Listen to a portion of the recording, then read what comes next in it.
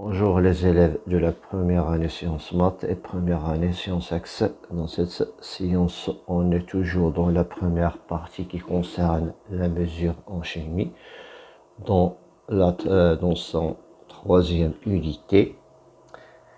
Donc, dans cette unité, on va étudier concentration et solution électrolytique. Activité 1, structure d'un solide ionique. Les figures ci-contre représentent deux modèles différents d'un cristal de chlorure de sodium. Comme vous voyez, on a le premier module et ici on a le deuxième module. Donc, premier module, ici on a le deuxième module. Comment les ions Na+, et Cl- sont-ils représentés dans le module de chlorure de sodium? Donc, d'après ces deux modèles, ici on a les ions, la représentation des ions Cl- qui sont en vert, et ceux de Na+, moins volumineux, qui sont en grise. Donc, c'est dans ce modèle, le chlorure de sodium, elle est représentée, de même que les ions Na+, sont représentés par une sphère. Dans son module,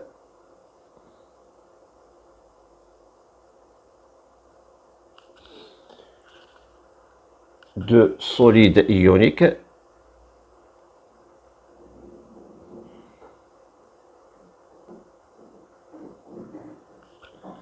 chaque ion est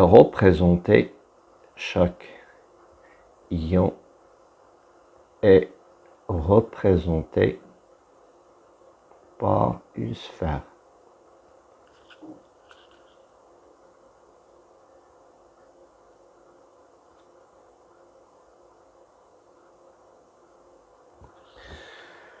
Petite 2, pourquoi les ions restent-ils au voisinage les uns des autres?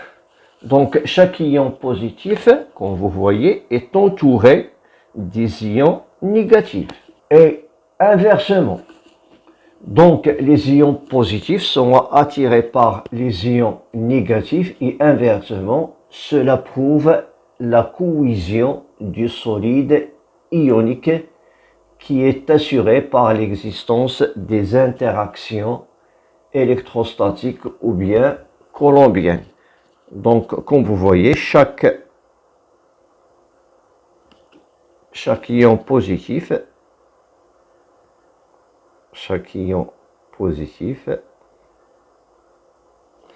est entouré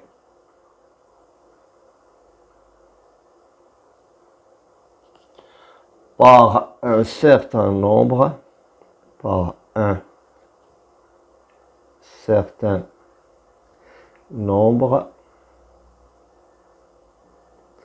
d'ions négatifs.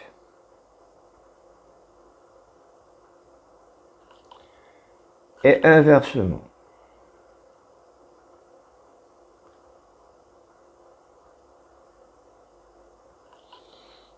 Donc, un ion positif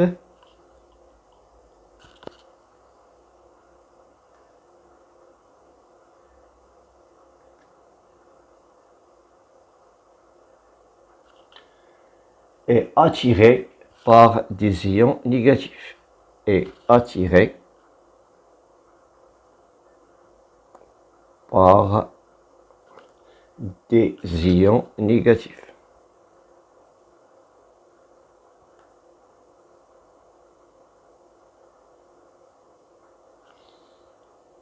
Et inversement.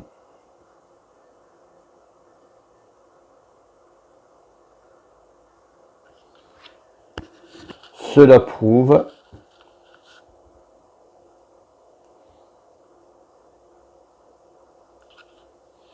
que la cohésion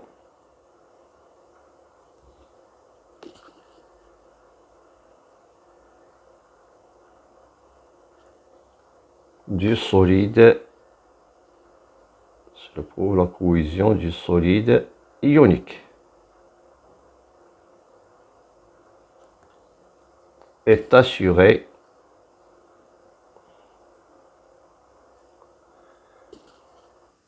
par l'existence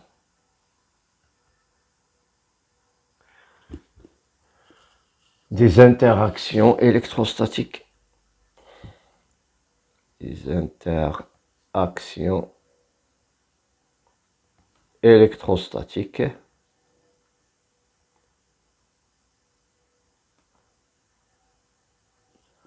ou bien coulombiennes.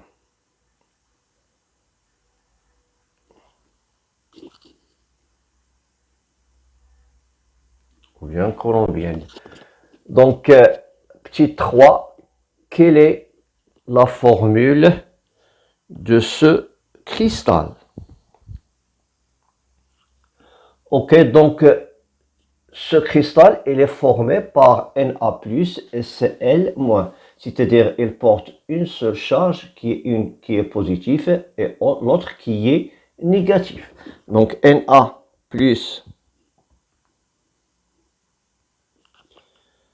et Cl- portent chacune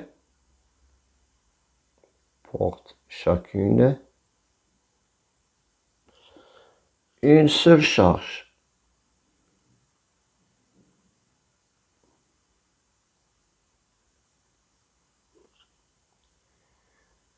Le cristal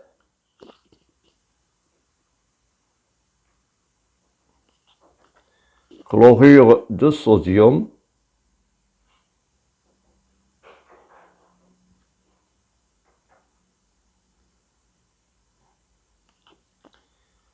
comporte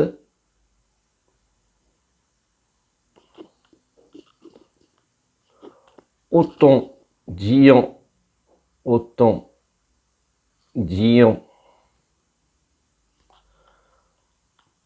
sodium que d'ions chlorure.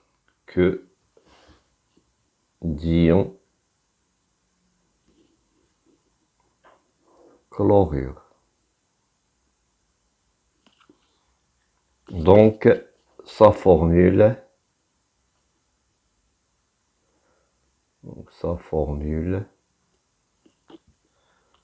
est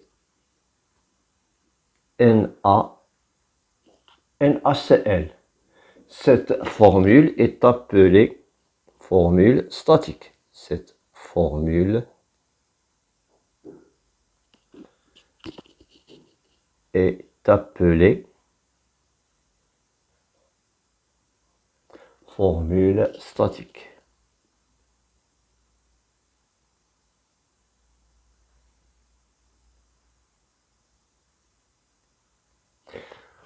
Ok, on passera maintenant à la conclusion. Un solide ionique, comme on voit dans ces deux modèles, est constitué d'anions et de cations régulièrement disposés dans l'espace. Donc la première conclusion, un solide ionique est constitué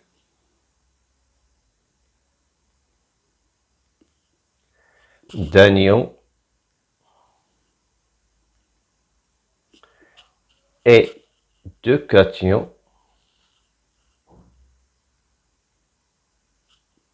régulièrement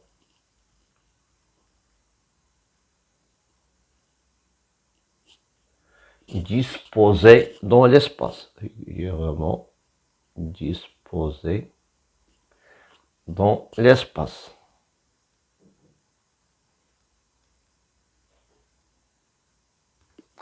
Ok.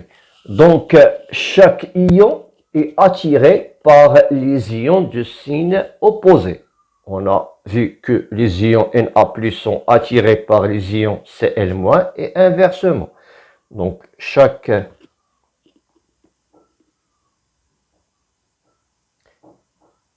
chaque ion est attiré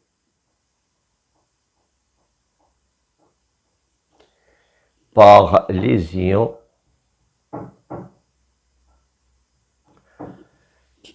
de signe opposé. Signe opposé qui l'entoure.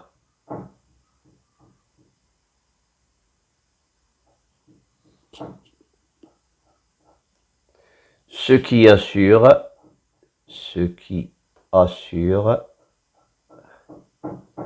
la cohésion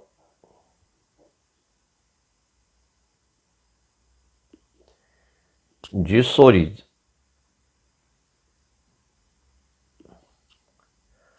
Voilà donc la cohésion du solide, et de même que l'ensemble de ce composé ionique, il est électriquement neutre. Donc, troisième tiré, l'ensemble est électriquement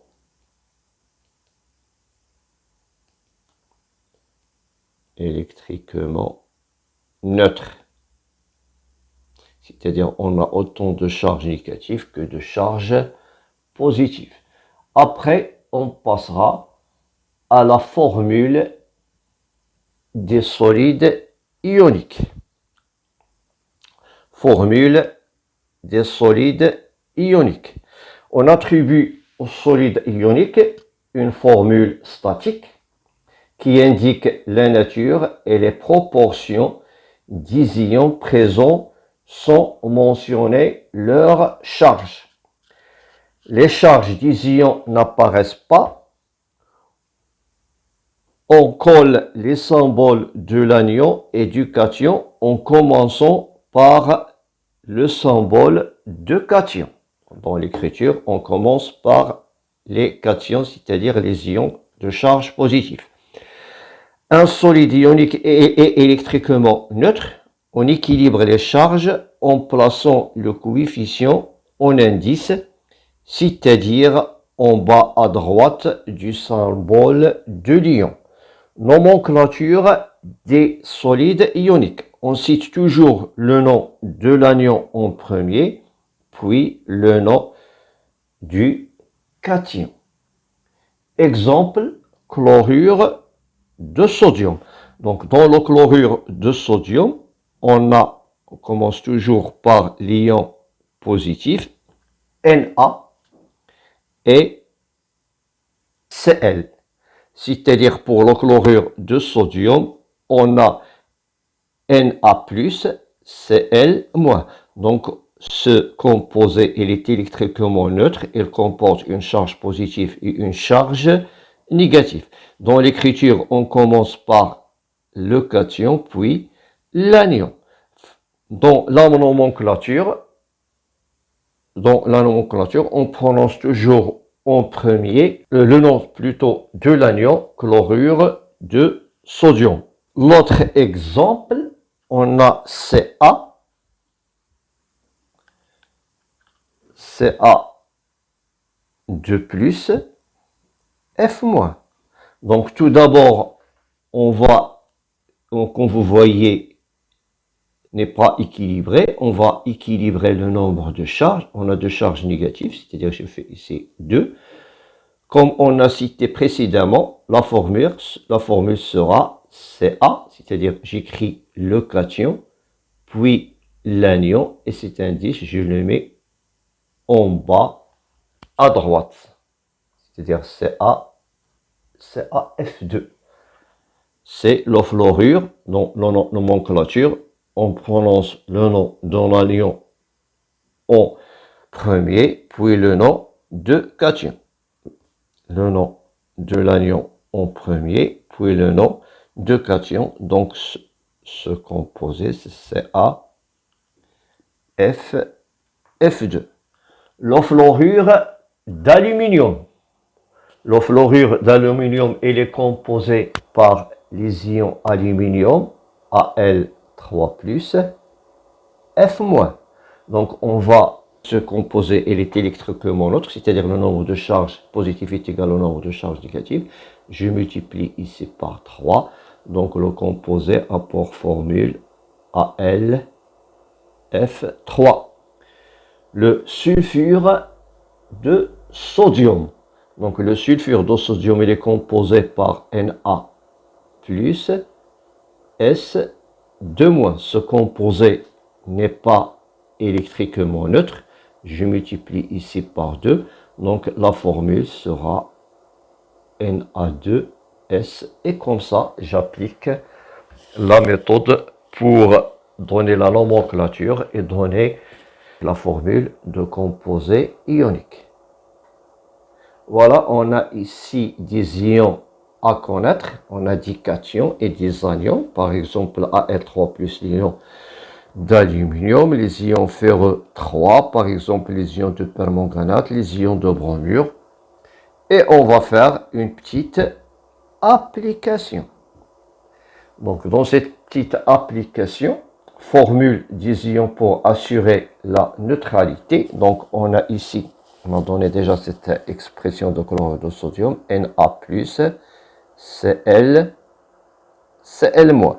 Donc la formule statique sera NaCl. Donc la formule statique c'est NaCl. Dans la formule statique, il n'apparaît pas les charges. Voilà, ici on a Ca2 plus F, donc cette n'est pas neutre, je multiplie ici par 2, donc elle sera CaF2. Ici on a Cu2 plus Cl-, donc je multiplie ici par 2, sera CuCl2. C'est le chlorure de cuivre 2. On a K plus CO3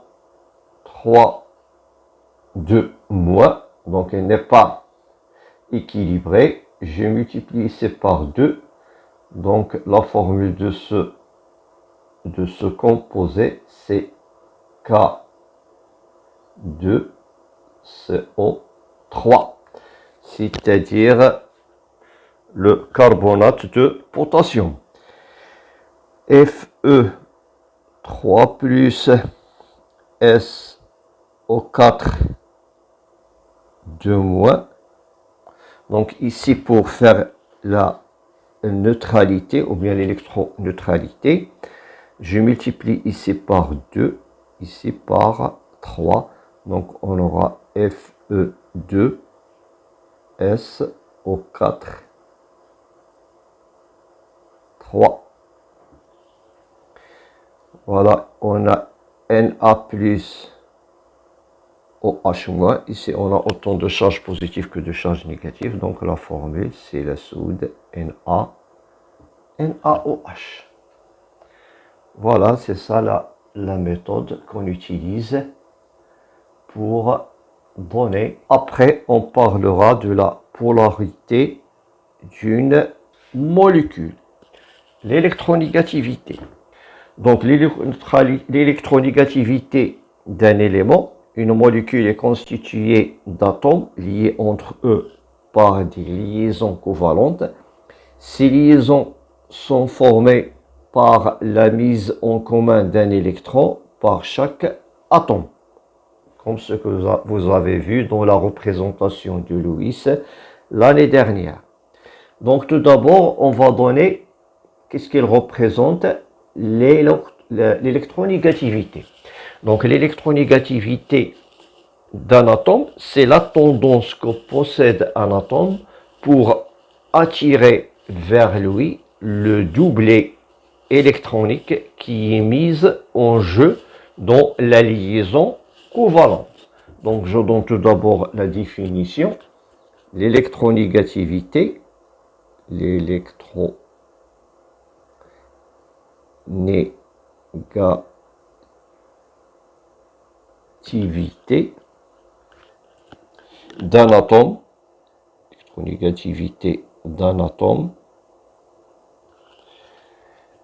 caractérise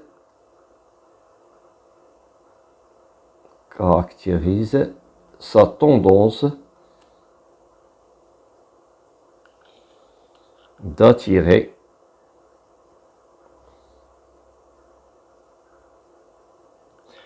les électrons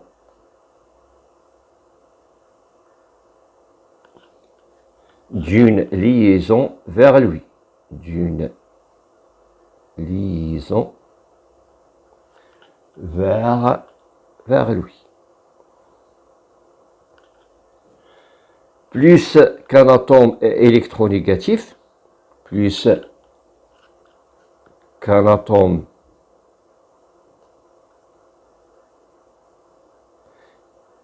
est électronégatif,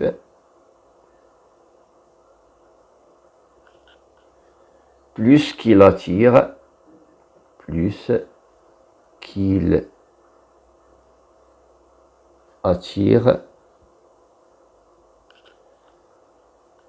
les électrons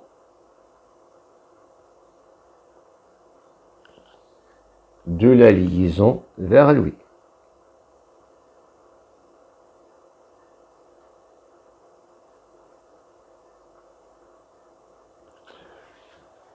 Ok, donc ici on a le tableau de classification périodique et on a classé l'électronégativité des atomes. Donc l'électronégativité, elle augmente dans ce sens-là, elle est croissante et elle augmente dans ce sens-là. C'est-à-dire, par exemple, si je prends l'hydrogène H et le chlore Cl-, donc le chlore est plus électronégatif que l'hydrogène.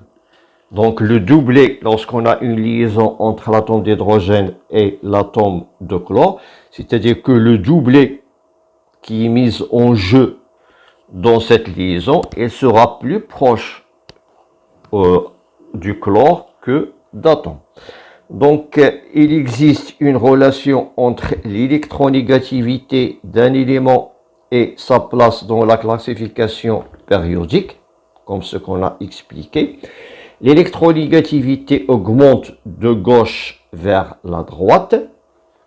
Lorsque l'électronégativité augmente de gauche à droite dans une ligne et en bas, en haut, dans une colonne du tableau de classification périodique. Ok, on passera maintenant à petite 2. Qu'est-ce qu'une molécule polaire? On va étudier la molécule de chlorure d'hydrogène. Dans la molécule de chlorure d'hydrogène, qui est formée par l'atome d'hydrogène et l'atome de chlore et l'atome d'hydrogène mettent en commun un doublet d'électrons constituant une liaison covalente simple entre eux. Ce doublet qui lie les deux atomes n'est pas équitablement partagé. C'est-à-dire qu'il sera plus proche d'un atome qu'à d'un autre. Ce doublet d'électrons qui lie les deux atomes n'est pas équitablement partagé entre les deux atomes. Il est statiquement plus proche de l'atome de chlore car il est plus électronégatif que l'atome d'hydrogène. Comme vous voyez ici, donc on a ici la molécule de HCl. Donc voilà le doublet qui est mis en jeu entre l'atome d'hydrogène et l'atome de chlore dans la liaison covalente. Comme vous voyez, ce doublet il est plus proche à l'atome de chlore que l'atome d'hydrogène. Dans l'autre cas, c'est-à-dire dans la molécule de H2 qui est formée par les mêmes atomes, le doublet qui est mis en jeu dans cette liaison covalente et sera au milieu. Donc ce partage dissymétrique, je parle toujours de la molécule de HCl, du doublet de liaison, provoque une apparition d'une charge partielle positive sur l'atome d'hydrogène. On va la représenter par plus d rond E et une charge moins d rond E sur l'atome du chlore. Dans ce cas, on dit que la liaison HCl est polarisée.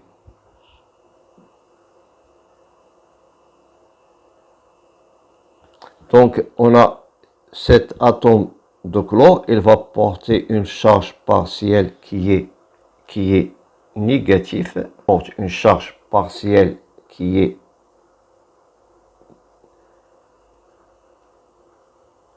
donc cet atome de chlore, il porte une charge partielle qui est négative, moins terron E, tandis que l'atome d'hydrogène, il portera une charge partiellement positive, plus terron E. Dans la molécule, le barycentre des charges positives ne coïncide pas avec le barycentre des charges négatives. La molécule de chlorure d'hydrogène présente un caractère dipolaire. On dit qu'elle présente un caractère dipolaire. Donc la molécule présente un caractère dipolaire lorsque les barycentres des charges ne coïncident pas. Donc ça, c'est une définition qui est importante. Comme ce cas-là, c'est-à-dire on a un barycentre de charge positive qui est différent au barycentre de charge négative. La molécule de chlorure d'hydrogène est une molécule polaire parce qu'elle possède deux pôles, un positif et l'autre négatif. C'est une molécule polaire.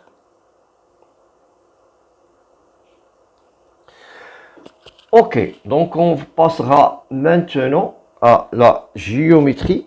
Voilà, on passera maintenant au cas de la molécule de H2O. Donc, d'après la représentation de la molécule de H2O, il existe deux liaisons covalentes entre l'oxygène et l'hydrogène. Voilà la première liaison et voilà la deuxième liaison. Dans cette molécule, l'électronégativité de l'atome d'oxygène est plus élevée que l'électronégativité de l'atome d'hydrogène. Et on peut voir ça à partir de tableau de classification périodique.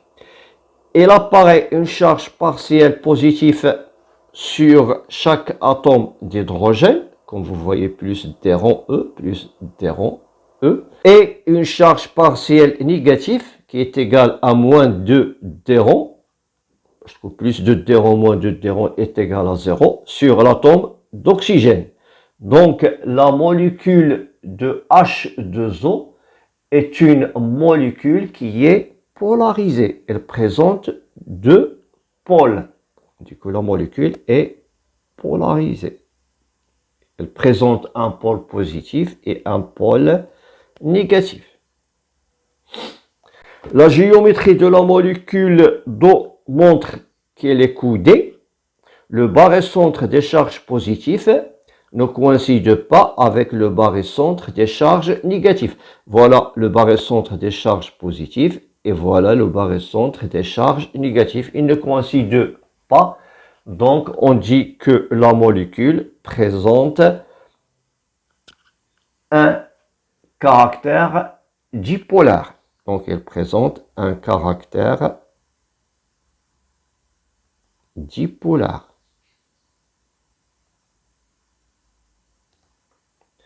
Donc, la molécule d'eau est une molécule qui est polaire parce qu'elle présente deux pôles. Ok, on passera maintenant à la conclusion. Donc, comme conclusion, une liaison entre deux atomes est polarisée si ces deux atomes sont différents. Donc, une liaison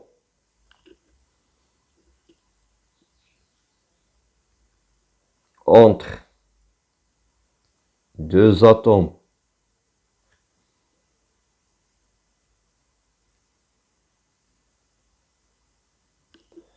est polarisée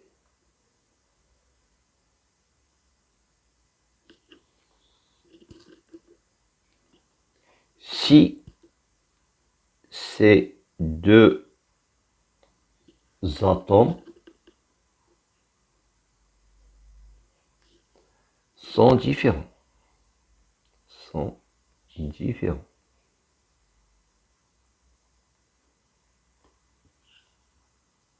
Une molécule dans laquelle le barycentre des charges positives et négatives ne sont pas confondus est polaire. Une molécule dans laquelle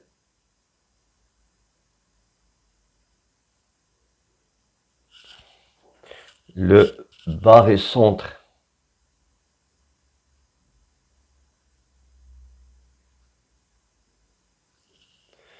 des charges positives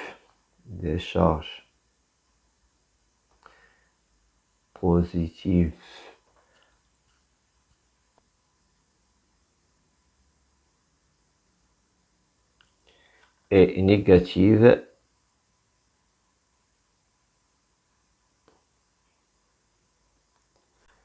ne sont pas confondus ou bien ne coïncident pas, ne sont pas confondus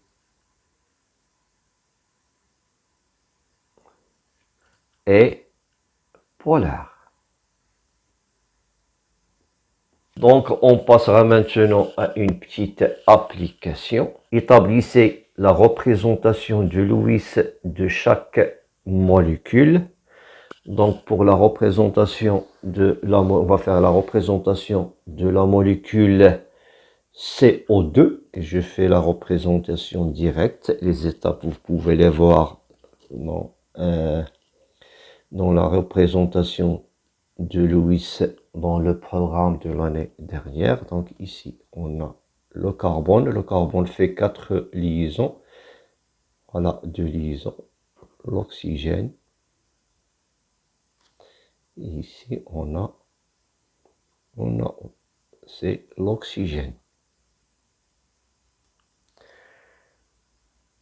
Voilà, l'oxygène est plus d'après le tableau de classification périodique. On observe que l'oxygène est plus électronégatif. L'oxygène est plus électronégatif que le carbone. Voilà, l'oxygène est plus la place de l'oxygène et la place du carbone. L'électronégativité augmente de la gauche vers la droite. Donc, l'oxygène est plus électronégatif que le carbone.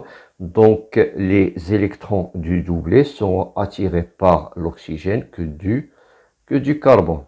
Donc, on aura ici moins 2 terrons. Ici, moins 2 terrons. Ici, plus 4 terrons. C'est-à-dire que le doublet est plus proche d'oxygène que d'un. Voilà donc pour la première question. On a fait la représentation de Lewis. Étudier le caractère dipolaire de CO2. Donc, puisque cette molécule porte des charges partielles, donc cette molécule est polarisée. Le CO2 est une molécule polarisée.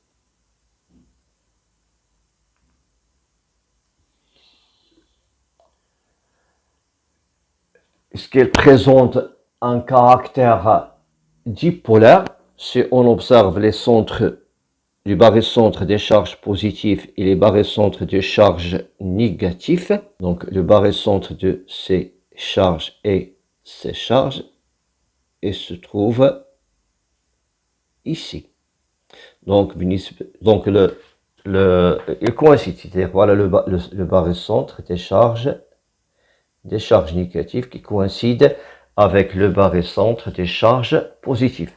Donc les barycentres des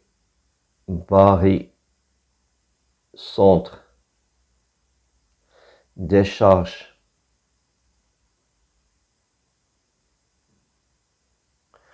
positive et négative coïncident. Donc, la molécule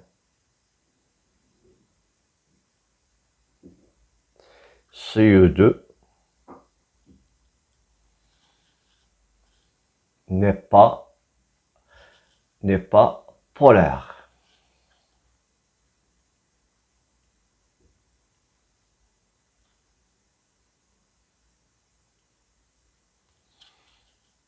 Donc, vous faites la même étude pour la molécule de sulfure d'hydrogène. Donc, on arrêtera ici dans notre étude.